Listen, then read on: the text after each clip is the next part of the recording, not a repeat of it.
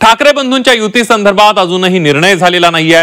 युती संदर्भात सस्पेन्स अजूनही कायम आहे। विजय मेळाव्यात ठाकरे बंधू एकत्र आल्यानंतर लवकरच युती होणार अशी चर्चा होती, मात्र केवळ मराठीच्या मुद्द्यावरून वरळीत एकत्र यायचं असं ठरलं होतं असं विधान राज ठाकरेंनी केलंय।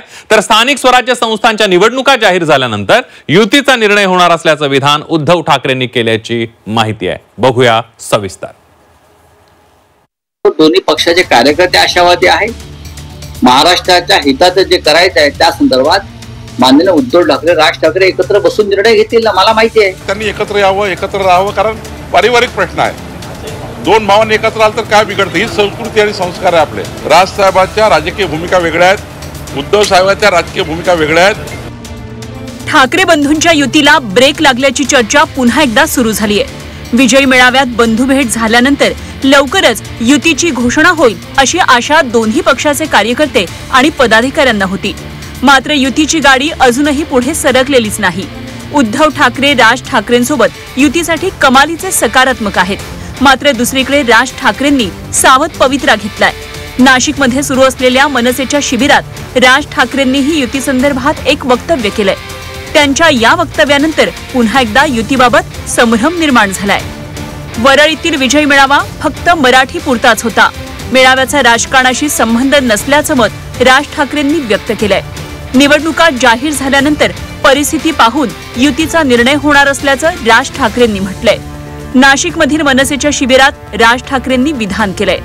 राज ठाकरेंनी मनसेच्या शिबिरात केलेल्या वक्तव्यावर संजय राऊतांनी देखील प्रतिक्रिया दिली आहे। महाराष्ट्राच्या हितासाठी दोन्ही भाऊ योग्य निर्णय घेतील, तसंच दोन्ही ठाकरे हे युती संदर्भात सकारात्मक आहेत असं मोठं विधान देखील संजय राऊतांनी केलंय। औपचारिकपणे जे काय बोलायचंय ते आम्ही लवकरच बोलू। आता उगाचच हवेत तीर मारण्यात अर्थ नाही। आम्ही आशावादी आहोत। दोन्ही पक्षाचे कार्यकर्ते आशावादी आहेत। महाराष्ट्राच्या हिताचं जे करायचं आहे त्या संदर्भात माननीय उद्धव ठाकरे, राज ठाकरे एकत्र बसून निर्णय घेतील ना, मला माहिती आहे। उद्धव ठाकरे आणि माननीय राज ठाकरे, मी काय म्हणतोय, शिवसेना पक्षप्रमुख सन्माननीय उद्धव ठाकरे आणि राज ठाकरे या दोघांची विधानं सकारात्मक आहेत। पर्याय खुले ठेवायचा विषय नाही। तुम्ही मला एक सांगा, आतापर्यंत आम्ही कोणाला मदत नाही केली ते तरी मला सांगा। पक्षप्रमुखांनी आतापर्यंत कुठल्या पक्षाला मदत नाही केली, सगळ्यांना मदत केली। आमच्या पत्रात काय पडलं का? काय नाही ना। मग ठीक आहे ना, मग आम्ही आमची भूमिका एकला चिलोरीची जर ठेवली तर चुकीचं काय ठरू शकतं? 100% सगळ्यांना पक्ष वाढवायचा, आम्ही नाही वाढवायचा, असं कसं होऊ शकेल? राज ठाकरेच नव्हे, उद्धव ठाकरेंनी देखील युती संदर्भात एक मोठं विधान केलंय। स्थानिक स्वराज्य संस्था निवडणूक जाहीर झाल्यावर युतीचा निर्णय घेणार। टप्प्याटप्प्यानं युतीची प्रक्रिया सुरू। उद्धव ठाकरे आणि पक्ष युती संदर्भात सकारात्मक। मेळाव्यानंतर देखील ठाकरे बंधू एकत्र येऊ नयेत यासाठी अनेकांकडून प्रयत्न झाले।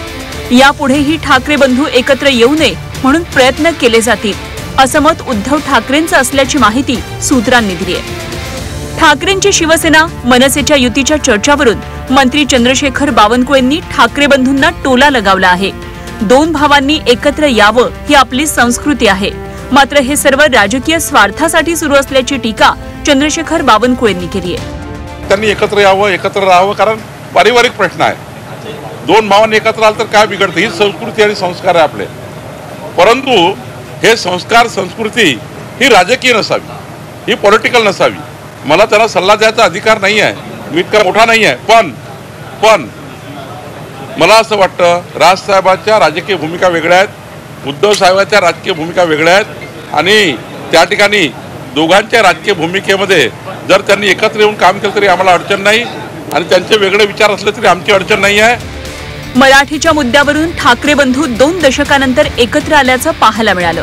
दरम्यान आगामी पालिका निवडणुकीत देखील दोन्ही भावांनी एकत्र मैदानात उतरायला हवं अशी भूमिका दोन्ही पक्षामधील नेते पदाधिकाऱ्यांची आहे। उद्धव ठाकरेंनी युतीबाबत त्यांची भूमिका स्पष्ट केली आहे, मात्र राज ठाकरे कोणता निर्णय घेतात याकडे आता संपूर्ण महाराष्ट्राचं लक्ष लागलंय। ब्युरो रिपोर्ट, झी 24 तास।